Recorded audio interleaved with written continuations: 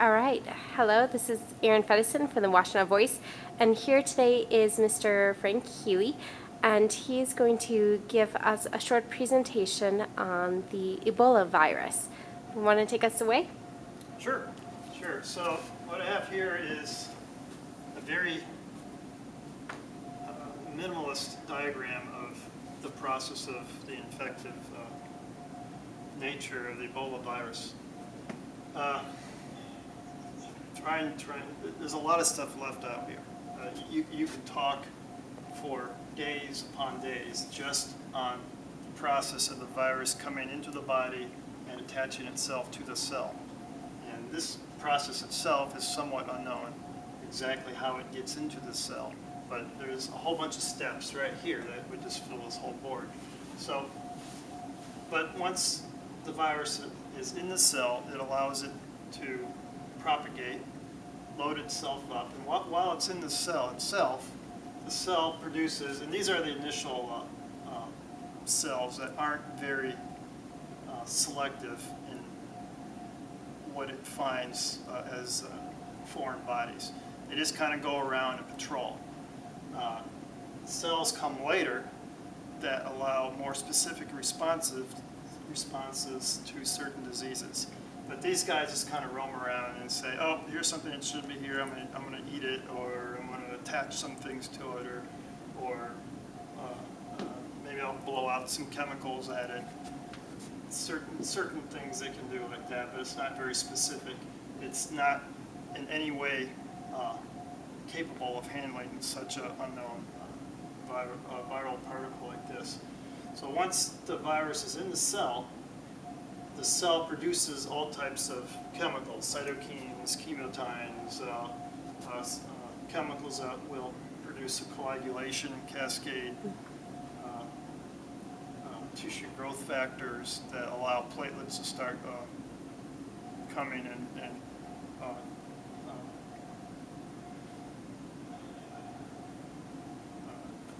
to collect into, which will later become clots. But that's not, we don't want clots initially, but that's going to be the end result. These cytokines punch up, we got some inflammation processes also. And there's a lot of things these chemicals do, but one of the things they do is attract more white cells. And these cells can be a little bit more specific. And some of them will produce chemicals or chemical tags to combat the virus. But as these cells come in to find this location of initial infection, they're ambushed by the virus, all the viruses that have reproduced in here, and they come out and they infect these white cells too, which in turn produce more viruses at a much larger rate than that initial infection. And so you kind of get what's going on here. We got this loop system of more white cells coming, more cytokines, more inflammatory process, and this inflammatory process and all these other chemicals eventually lead capillaries and blood vessels, and eventually even the tissues of the organs, the skin, to start leaking fluids. Sometimes you'll have the hemorrhagic version, where you have the bleeding of the eyes and the nose and other orifices, but not always. Most of what you're getting is this constant water loss. And that's pretty much how you want to approach fighting the disease. And there's a lot of diseases where just adding water, giving the people what they need. What are they losing? They're losing water, they're losing fluids, they're losing electrolytes. That's what we need to introduce back into the system in copious amounts. We have to keep up with it. And the sooner this process of adding fluids, electrolytes, sometimes we might want to add anticoagulants, kidney dialysis to try to remove all the toxins being produced by the system, the better rate we have at survival. And this is just kind of a rough estimate of, let's say after an incubation period, which can be anywhere from, I mean, the magic number you hear in the press at the moment is 21 days. It can be much longer than that, it can be much shorter than that. But let's just say an average of 21 days. then symptoms begin. And within that 21 days, the virus is just not sitting somewhere. It's actually actively infecting white cells, and it's getting ready to produce its ambush when all the other cells come to attack it. The viral load, as you've mentioned previously. Right. And I tried to find some information. Every disease has an infectious dose rate, or what you call an ID50, or basically how many particles of a virus or bacteria or other pathogen what does it take to have a complete colonization, a complete infestation of your body. And with some diseases like hepatitis, there's some forms of hepatitis, it only takes one viral particle to do it. With Ebola, I'm not quite sure, I couldn't quite find the information on that, I'm not even sure it's known. But since most humans are naive of it, it's somewhat of a relatively new virus since it's only been around since the late 70s. It's been around a lot longer than that, but we discovered it in the late 70s. That most people's immune systems are going to be naive, so that's probably one of the reasons why it's so vicious. But once we have symptoms develop, once you get to the 4 or 5 day period, we have the sudden increase in death rates if we don't start treatment before that. And that's why it's so imperative to locate these people who have been infected. And not all people get symptoms. There are people walking around that are just fine, that are full, their blood is full of Ebola virus. Whether or not they can pass it on and spread it, like a typhoid Mary situation, that's not really known. I haven't been really finding information on that. And of course, the virus will infect some people easier than others. Some people have different receptors on their cells, and there's other factors involved in that. And of course, there's several different strains of the virus that we know. And since it's kind of got out of Africa, the virus now has kind of a more genetic pool to draw in than just what small amounts of people that are living in Central Africa. Now we got a little bit in the United States, it's gotten into Europe, and we have a much more larger genetic pool for that virus to pull on to find different combinations to replicate itself, to make itself better. The flu is a very good example of this. The 1918 flu worked a very similar process of killing you. The virus itself didn't really kill you, it was your body's response is what killed you. And in that situation, the more healthy you were, the more healthy your immune system, the higher chance you had of dying. Because your lungs is filled with water and you drown. So once you get out to the 7 or 8 day period, you're really risking almost 80–90% death rate.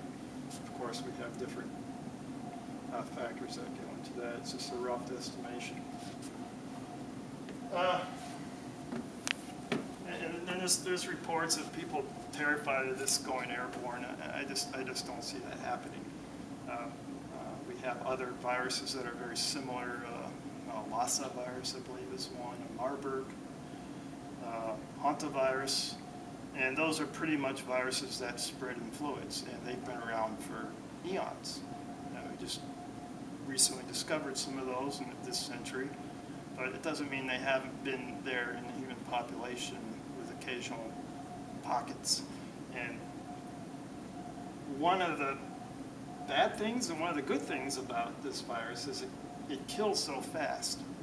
And once the symptoms start, the symptoms are severe, other people see it and they say, we need to get away from this person, so the transmittability is lowered that way. On the other hand, you have HIV, which is pretty hard to transmit. It's also transmitted through bodily fluids, but its incubation period can be 10 years or even more. So if one person can go around and infect people for years and years and years, you're talking about practically sometimes hundreds of people could be infected by one person, especially if, like in the beginning where they were giving blood and the blood supply was infected. But this virus, it just kills so quick, it's so vicious that its capability of spreading like wildfire is somewhat limited, especially when it was isolated to parts, the small parts of the jungle. People got out of there really quick. They knew you just don't deal with it. It was after they died is where we had the issue with a lot of some of these burial rituals where people wanted to spend time with the bodies in close contact. And that was a lot of what a lot of people that traveled to Africa wanted to do, was educate these people that these bodies need to be buried, they need to be burned, you need to stay away from them. And there were some instances of healthcare workers even being killed because of this, of ignorance of the disease, a fear that they wouldn't be able to go through with their rituals, and also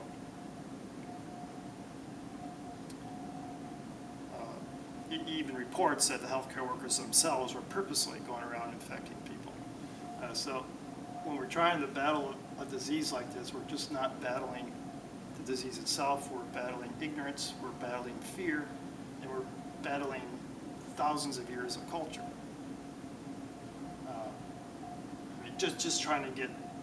Just trying someone to go out and getting polio eradicated, just giving polio vaccinations can sometimes be a very dangerous process for healthcare workers in some areas of the world where it's still very prevalent. So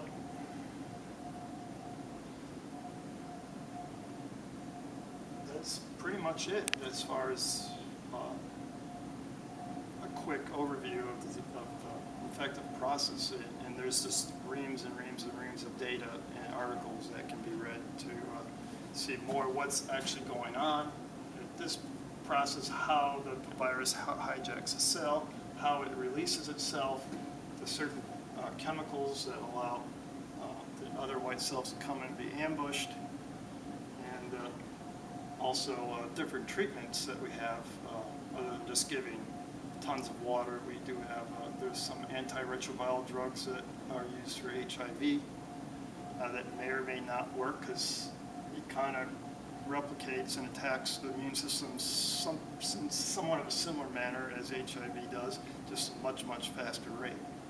But not only does it attack the immune system, but once the immune system has been compromised, it just becomes a mess. It has no way to coordinate an attack against the virus.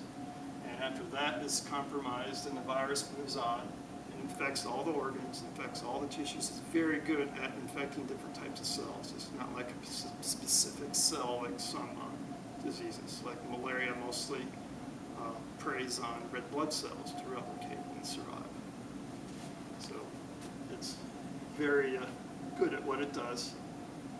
And it's even known that it can hide out in, once someone is completely well of this virus, or it appears to be well, it's even known that there's pockets of it that are still left over for quite a long time. Within semen is one example. It's been, can stay within semen for 50 or more days.